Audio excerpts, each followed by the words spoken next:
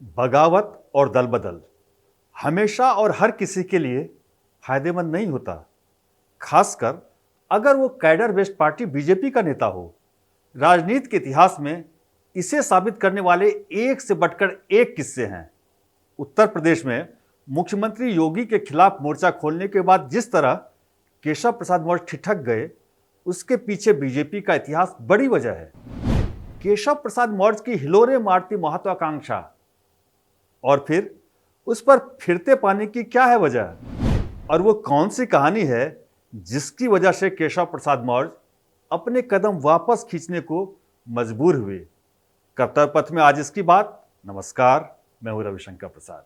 Gujarat BJP में एक बड़े नेता हुए शंकर सिंह वाघेला, जनसंघ के जमाने के।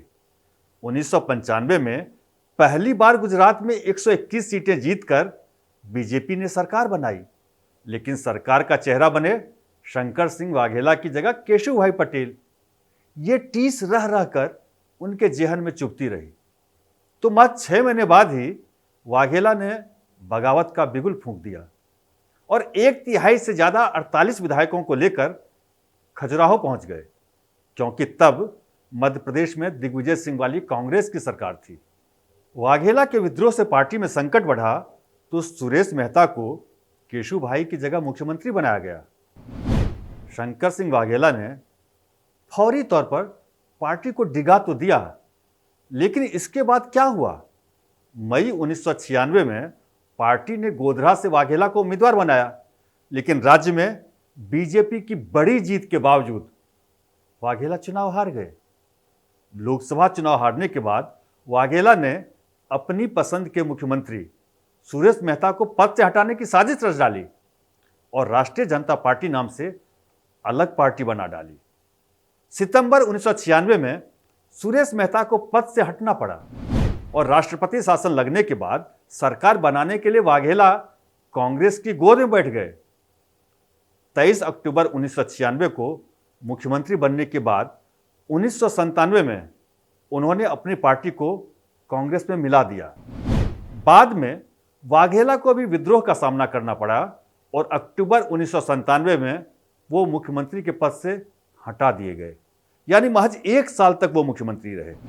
इसके बाद भले ही मनमोहन सरकार में वो कपड़ा मंत्री तक बनाए गए, लेकिन उनकी ठसक, उनका तेज, उनकी सियासत सब फीकी पड़ती चली गई। शंकर सिंह वाघेला तो गर्दिश में जाने से पहले कम वक्त के लिए ही सही कुछ पा गए।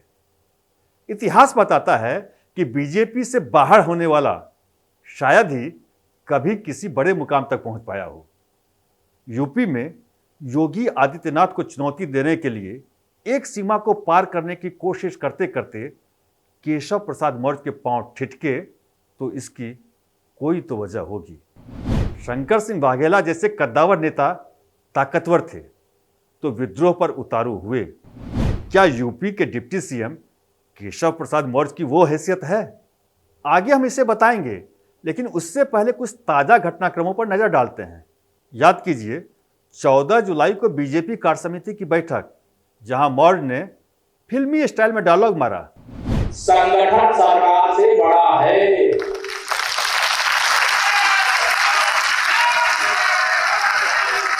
संगठन से बड़ा कोई नहीं होता है। संगठन सरकार से बड़ा है, बड़ा था, बड़ा रहेगा। पार्टी के राष्ट्रीय अध्यक्ष, संगठन मंत्री और प्रदेश अध्यक्ष की मौजूदगी में इस डायलॉग को मुख्यमंत्री योगी आदित्यनाथ के खिलाफ बयान माना गया। इसके 2 दिन बाद मौर्य लखनऊ से दिल्ली पहुंच गए और वहां घंटे भर नड्डा से बातचीत के बाद लखनऊ लौट आए। इस दौरान समाजवादी पार्टी के नेता ने उन्हें शंकर सिंह वाघेला की तरह पार्टी तोड़ने का न्योता दिया और मॉनसून ऑफर दे डाली, 100 लाओ, सरकार बनाओ। लेकिन दिल्ली से दर्द लेकर लौटे मौर्य पर जब इस ऑफर का असर होता नहीं दिखा तो एक ऐसा तंज किया जो चुभने वाला था। क्या मिला मौर्य को? यही उपमाएं और तंज। अब यहां सवाल उठता है कि केशव प्रसाद मौर्य क्यों नहीं यूपी के शंकर सिंह वाघेला बने?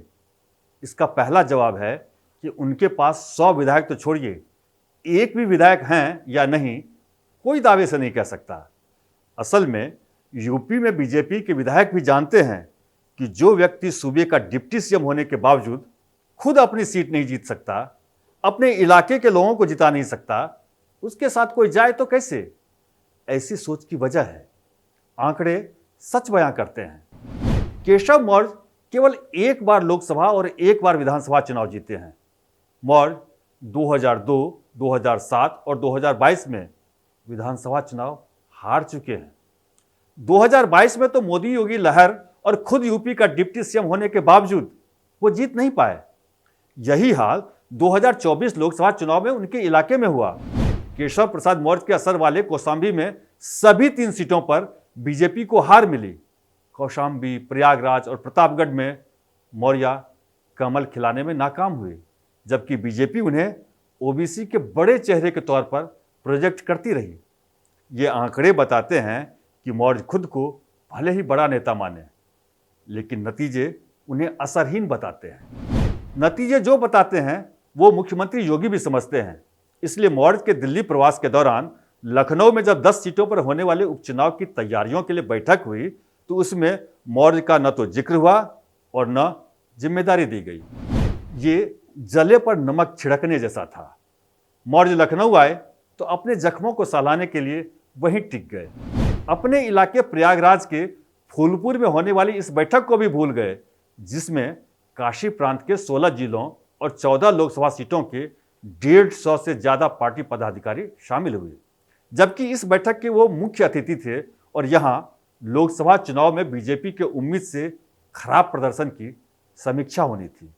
यानी संगठन को सरकार से बड़ा बताने वाला खुद संगठन की जिम्मेदारियों को भूल गया।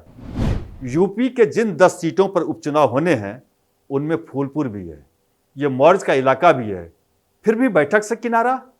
वजह समझिए। मुख्यमंत्री योगी आदित्यनाथ ने इन चुनाव में जीत की रणनीति बनाने के लिए जिस स्पेशल 30 का गठन किया है उसमें मौर्य को एंट्री नहीं मिली। मौर्य सरकार में है लेकिन योगी को चिढ़ाने के लिए संगठन का ताना देते हैं। अपने इलाके की सभी सीटों पर हार के बावजूद उसकी जिम्मेदारी लेने से बच रहे हैं। ऐसे में उन्हीं की खेमे की एक नेता ने उन्हीं का राग अलापा, संगठन को सरकार से बड़ा बताया, हार की जिम्मेदारी ली और अपना इस्तीफा राज्यपाल को भेज दिया। ये नेता हैं सोनम किन्नर। किन्नर कल्याण बोर्ड की उपाध्यक्ष थीं, यानी राज्य मंत्री का दर्जा वाला पद। तो क्या मौर्य भी सोनम किन्नर की राह पर चलेंगे?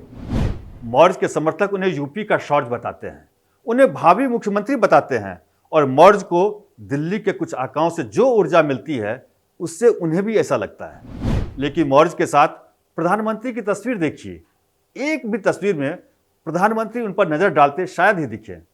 जो पीएम मोदी को जानते हैं वो ये भी मानते हैं कि उनकी दृष्टि जिस पर नहीं होती तो नहीं होती। इसे मौर्य जितनी जल्दी समझ जाएं अच्छा है, क्योंकि वो फूलपुर लोकसभा हारे, चिराथू विधानसभा हारे, मुख्यमंत्री की दौड़ हारे, प्रदेश अध्यक्ष की रेस हारे, पीडब्ल्यूडी मंत्रालय हारे और जो मिला उसे किसी की कृपा माना गया। सियासत में एक कहावत है, कृपा कुछ वजहों से बरसती तो है लेकिन टिकती तभी है जब खुद का पुरुषार्थ हो। आपको क्या लगता है, क्या केशव प्रसाद मौर्य के साथ बीजेपी में अन्याय हुआ है? अपनी राय हमें कमेंट बॉक्स में जरूर दें और ये वीडियो पसंद आया हो तो इसे लाइक करें, दोस्तों के साथ शेयर करें और चैनल को सब्सक्राइब कर हमारा हौसला बढ़ाएं।